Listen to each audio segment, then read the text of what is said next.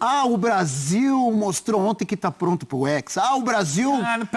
Peraí, calma. O Brasil não tá, porque tá várias vezes pronto tava para pronto e não enfrentar trouxe as grandes seleções, França, Inglaterra, Espanha, Portugal, Argentina. Nada disso. Ninguém tá falando isso. E não é nada disso, tem que melhorar muito. Mas do jeito que estava, como colocou o Eugênio na data FIFA anterior, levou um baile, não viu a bola, de 4 da Argentina, era para ter levado mais. E outros jogos muito ruins nas eliminatórias, já houve uma evolução, sim. Agora tem que... Seleção brasileira vence o Paraguai por 1-0, está classificado para a Copa do Mundo de 2026 e agora é buscar evolução, né? Sabemos que a seleção com o Ancelotti agora mudou da água para o vinho, né? Concordo com essa frase do Eugênio Leal. Porém, ainda tem muito que melhorar. A gente pode tocar em alguns jogadores aqui que, pelo menos nessa partida diante do Paraguai, mostrou evolução, né? O Alex, acho que nesses 2 jogos de data FIFA foi muito bem. Bruno Guimarães, pelo menos nesse jogo diante do Paraguai, foi muito bem, né? Aquele Bruno Guimarães que a gente fala do Newcastle. O ataque da seleção brasileira foi bastante produtivo, né? Teve inúmeras chances de marcar o 2 ou até 3-0, mas acabou ficando no 1-0. E uma coisa que a gente não pode, não vou dizer questionar, mas uma coisa, se o Dorival tivesse feito isso na seleção, seria muito questionado. A seleção brasileira terminou o jogo com 4 zagueiros, né? Beraldo improvisado na lateral esquerda e o Danilo na lateral direita, né? Danilo hoje em dia é zagueiro. Mas se fosse o Dorival, seria muito questionado, porque o Brasil segurou 1-0 com 4 zagueiros, teoricamente, né? Então, é aquilo. Classificação para a Copa do Mundo, uma coisa que já ia acontecer, mas o importante foi que a seleção mostrou uma evolução em comparação aos últimos jogos, né? Então, vamos embora com mais uma análise aí. Deixe seu like e tamo junto aí. Acho que o Ancelotti não tinha dúvida que o Casemiro estaria na seleção dele, mas talvez para a torcida, que ó, o Casemiro voltando, será que ele está nesse bom momento? Embora estivesse jogando bem no Manchester United, eu acho que qualquer um que tivesse dúvida, acho que ali foi sanada, né? Assim, mostrou o entendimento e acho que ele jogando com só 2 meio-campistas, talvez pudesse expô-lo mais. Acho que ele teve uma atuação até mais destacada contra o Equador, mas foi muito bem ontem também. Então acho que o Brasil teve demonstrado, lógico, ofensivamente, tem muito a melhorar ainda. Acho que pode produzir mais. O Brasil teve muitas situações que acabaram, às vezes, não terminando em conclusões. Mas considerando, acho que é importante você ter o contexto de como que o Brasil estava e o que veio para essa data FIFA. Isso. E acho que você pensando na realidade, melhorou. Um time mais organizado, mais consistente. E só para terminar, um dado que é importante e não pode ser ignorado. É a primeira data FIFA, considerando a dobradinha, que o Brasil não toma gol desde a Copa de 22. E já tem assim uma coisa do Ancelotti, que é a adaptação não só aos jogadores, mas ao que cada jogo pede, né? Então você teve um primeiro jogo em que o importante era retomar a consistência defensiva. Ontem era importante o técnico, o Acerra tem cheio nas ideias dele, né? Ele sabia que para encarar esse Paraguai tinha que ter mobilidade. E os jogadores entregaram essa mobilidade. Todos os da frente se mexeram muito, todo mundo se coçou ali, o jogo inteiro. Ainda bem que o gol sai no primeiro tempo. Matheus Cunha. Todos, muita movimentação, dos 2 né? lados. O Matheus Cunha é uma partida muito boa. Acho que o gol que ele perdeu, até dou uma desculpa, porque a bola não estava bem ao feitio na hora do bote, né? Alguns comentaristas que foram atacantes comentaram isso. Mas teve esse senão. O Bruno Guimarães também chegando. Não foi uma partida que o Gatito trabalhou tanto, mas uma bola que o Gatito teve que trabalhar foi do Bruno Guimarães. A gente viu as aproximações. Quase fez um golaço no segundo tempo. Quase um golaço, já mais para o fim do jogo. Ainda bem que o gol saiu ainda no primeiro tempo, porque era um jogo bem enroscado.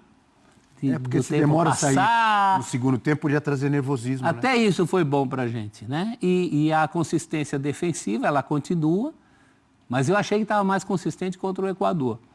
Acho que a gente se expôs mas também não teve, que grande trabalho que teve o Alisson. É que teve 2... As grandes chances que teve o Paraguai. Teve 2 momentos do jogo, um no primeiro tempo. uma vez. Mas no primeiro e no segundo tempo teve uma sequência do Paraguai muito rondando ali. Eu fiquei um pouco assustado com isso. Mas, diante de quem tinha... fácil, professor. Eu fiquei pensando, porque 1-0 até o fim, você nunca sabe, dá uma zica... Mas a defesa estava bem postada, o Casemiro é fundamental para a volta dessa tranquilidade, né? O trabalho do Casemiro ali na frente, a linha de 4 ficando mais, né? Ficando, isso já desde o jogo com o Equador, você sabe que tem uma linha ali acompanhando, o trabalho vai bem.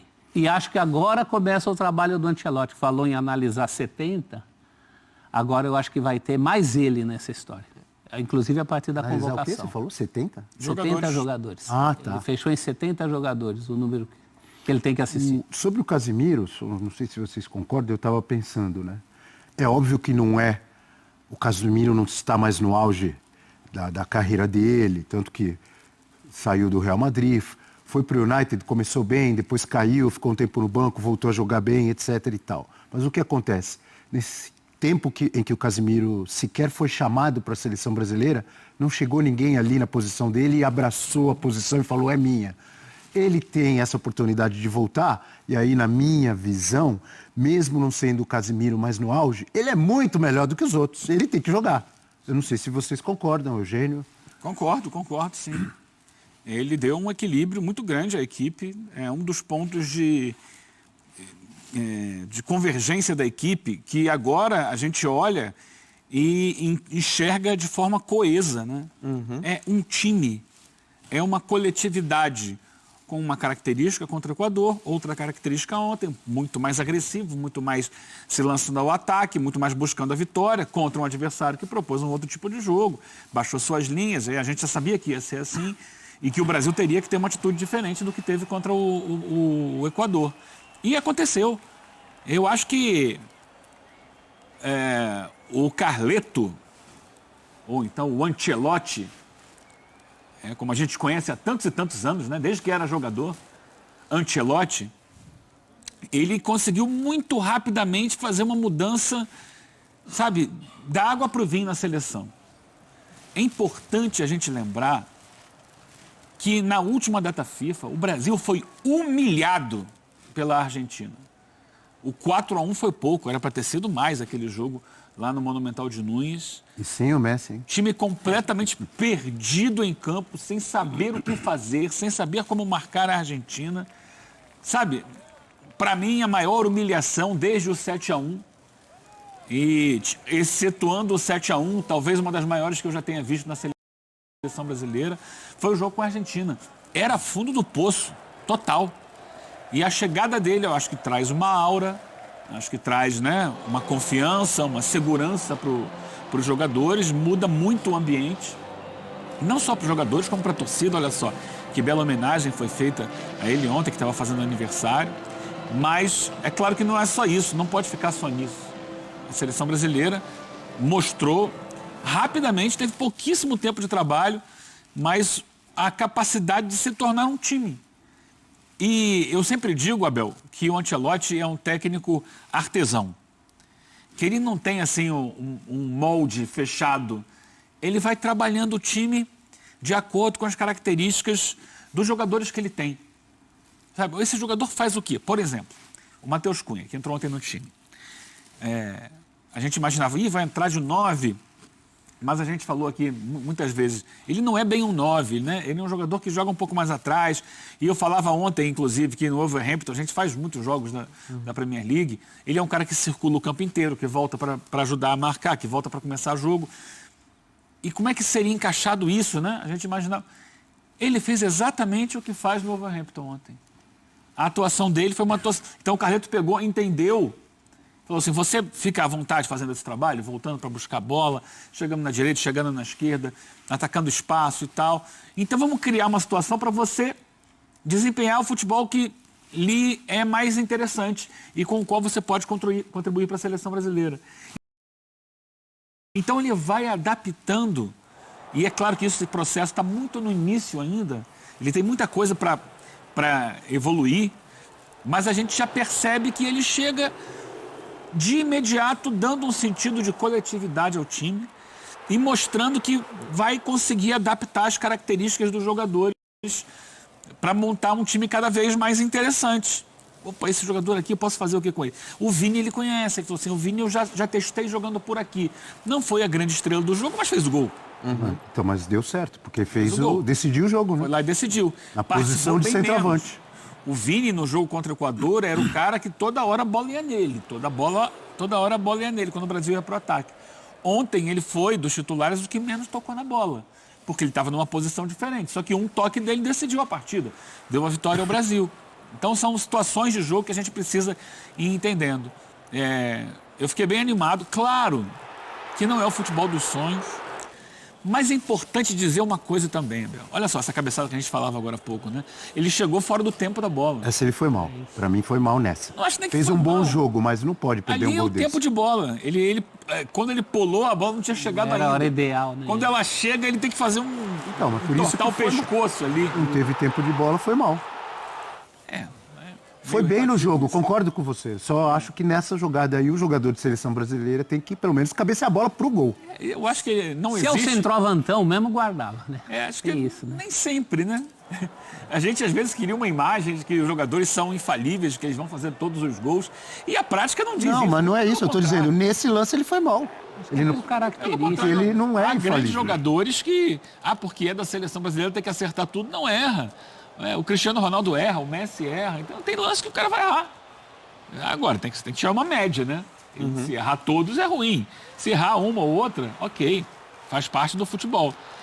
Mas eu acho que a gente fica muitas vezes com uma impressão. Ontem, durante o jogo, né? Amigos mandando mensagem. Ia ser um golaço aí do Bruno Ia ser um Guimarães. golaço, sim. Amigos mandando mensagem, depois a gente olha na rede social, muita gente ainda empurrada. Esse time não... Futebol dos sonhos. Tem um amigo meu, o Rogério, que mandou mensagem ontem. Falou, porque eu sou dos anos 90, eu quero o futebol do Rivaldo, do Ronaldinho. Estamos em 2025. Falou a mesma coisa que a turma dos anos 70 falava pra ele. A realidade do futebol hoje, inclusive ontem o Ancelotti falou sobre isso, sobre a intensidade. Hoje a chave do futebol é a intensidade. E ele O Brasil falou, correu. com e sem a bola. Então todo mundo tem que ter intensidade com e sem a bola. Isso é recado também, tá? Fundamental. Recado pra quem? Fala. Daqui a pouco a gente vai chegar nesse assunto. E o jogo misterioso. é muito de contato, o jogo é físico, o Paraguai propôs um jogo de muita dificuldade, com algumas entradas um pouco mais duras. Foi um jogo que eu achei até que ia descambar para violência em algum momento, Eu mas achei não. que o Paraguai ia colocar um ônibus na frente da área e me enganei. Foram 2 ou 3. Mas a gente já esperava isso. Retrancalhaça, hein? A gente já esperava isso, mas ainda assim... E o legal foi isso, mesmo com uma retrancalhaça, como você diz, o Brasil conseguiu muitas vezes entrar. Verdade. Criou situações de gol, não foi só o gol que entrou, né? A gente viu uma do Vini, que ele não alcança a bola, chega um pouco atrasado. Essa daí que você citou, que foi mal na cabeçada, o Matheus Cunha. As duas do Bruno Guimarães. Mas o jogo... É melhor ganhar na força do que perder. Então, mas analisando vários lados e abrindo o leque, pensando já em competição, em Copa do Mundo e etc e tal. O Brasil mostrou ontem que está pronto para o Hexa. O Brasil... Pera. Peraí, calma. O Brasil melhor não tá, porque várias vezes pronto tava para pronto e não enfrentar trouxe as nada. grandes seleções, França, Inglaterra, Espanha, Portugal, Argentina. Nada disso. Ninguém está falando isso. E não é nada disso. Tem que melhorar muito. Mas do jeito que estava, como colocou o Eugênio na data FIFA anterior, levou um baile, não viu a bola, de 4 da Argentina, era para ter levado mais. E outros jogos muito ruins nas eliminatórias, já houve uma evolução, sim. Agora, tem que melhorar muito Até porque para perdeu. chegar com chance na Copa do Mundo, na minha opinião, tem que melhorar muito. Mas já houve uma evolução em apenas 2 jogos do novo técnico. Ele tem que Então, é isso aí, galera. Mais um vídeo aí. A seleção brasileira vence aí o Paraguai por 1-0. E uma atuação, podemos dizer assim, boa ali, uma nota 6,5, 7 ali, né? Sabemos que o Paraguai é um time que se defende muito bem defensivamente, né? Vinha a 9 jogos sem perder nessas eliminatórias aí, né? Vinha na frente do Brasil na classificação, mas o Brasil vence 1-0 com aquele gol de Vinícius Júnior. Matheus Cunha jogando como segundo atacante. Foi bem, pra mim, foi muito bem aí. Teve aquela chance que ele perdeu, né? A cabeçada ali, cara a cara com o gol, ele acabou perdendo, ele acabou direcionando a bola para o lugar errado. Acabou de direcionar pro gol e direcionou pro meio da área ali, né? Porém, o Matheus Cunha sim foi muito bem nessa data, pelo menos nesse jogo, podemos dizer assim. Sabemos que muita gente questiona ele, que não poderia ter perdido aquele gol, mas ele participou diretamente do gol da seleção brasileira, né? E o Rafinha tava na marcação de 3, tentou driblar e a bola acabou sobrando pro Matheus Cunha, que entrou dentro da área e acabou cruzando para o Vinícius Júnior, que entrou em dividida com o zagueiro e conseguiu guardar, né? Fez 1-0, a seleção teve inúmeras chances de fazer o 2-0, com o Bruno Guimarães 2 vezes, a finalização, o gol de cobertura. Teve alguns cruzamentos que o Casemiro tentou fazer o gol também. E é aquilo, né? A seleção brasileira já tá bom? Não. Tá bom? Não. Pode melhorar? Pode. Até o Richarlison falou isso, né? Após o jogo, que precisa melhorar. Não foi as melhores atuações dele pela seleção brasileira, devido à lesão, sei lá o quê. Mas sim, é um começo. O Brasil tinha que se classificar hoje para a Copa do Mundo. Sabemos que iria classificar se fosse mais uma data FIFA, né? Lá para o final do ano agora, e depois é só a Copa do Mundo. E acho que a maior surpresa dessa convocação e nessa data FIFA foi o zagueiro Alex. Entendeu? Foi muito bem, defensivamente foi muito bem. E falando em defensivamente, né? O Casemiro, ele voltou para a seleção, trouxe uma consistência muito grande para a seleção, que a gente já não via há bastante tempo, né? Sinceramente, a gente não via há bastante tempo. E a situação, falando do Casemiro, né, que ele trouxe uma consistência defensiva muito bem, desde quando ele estava ausente da seleção, já tinha mais de um ano e pouco aí, 1 ano e meio. Ninguém nessa posição conseguiu fazer o que ele fazia. Então acho que uma notícia boa, sim, é a volta do Casemiro para a seleção. O Alex, acho que ganhou muitos pontos com o Ancelotti aí, que na próxima convocação, se ele estiver jogando bem pelo Lille ou não estiver lesionado, acho que ele vai continuar sendo convocado. E é um grande nome, sim, que a gente descobriu, que eu não conhecia ele, mesmo se da cria do Flamengo não lembrava dele, para a próxima data FIFA e principalmente para a próxima Copa do Mundo. Evoluiu, a seleção evoluiu do água pro vinho, foi notícia aí no mundo todo, em vários jornais, veículos de comunicação esportivo no mundo, o Olé na Argentina, a Marca na Espanha, o jornal acho que é Tutto Sport na Itália. Então é aquilo. Pé no chões, que agora a seleção brasileira só deve jogar daqui a um tempo, mas foi uma evolução, não grande, mas uma pequena evolução que nas próximas datas FIFA a gente espera e muito mais, né? Deixe seu like, sua opinião também. Uma nota pra mim, acho que foi 6,5, 7. Então é isso aí, tamo junto e é nóis aí, nação.